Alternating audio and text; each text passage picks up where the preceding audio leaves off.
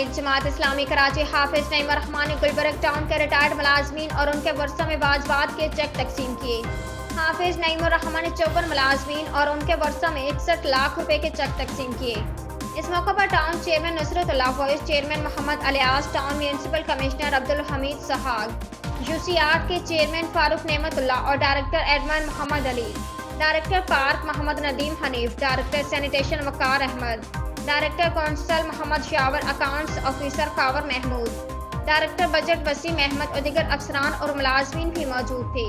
اس موقع پر امیر جماعت اسلامی حافظ نعیم الرحمان نے کہا کہ ہماری کوشش ہے کہ بلدیاتی امور کے انجام دہی کے ساتھ ریٹائرڈ ملازمین کو ان کے واجبات جلد سے جلد ادا کیے جائیں۔ انہوں نے کہا کہ چیئرمین نصرت اللہ اور گلبرگ ٹاؤن کی پوری ٹیم کی کوششوں کا ثمر ہے کہ آج ہم یہاں ریٹائرڈ ملازمین میں چیک کی تقسیم کر رہے ہیں۔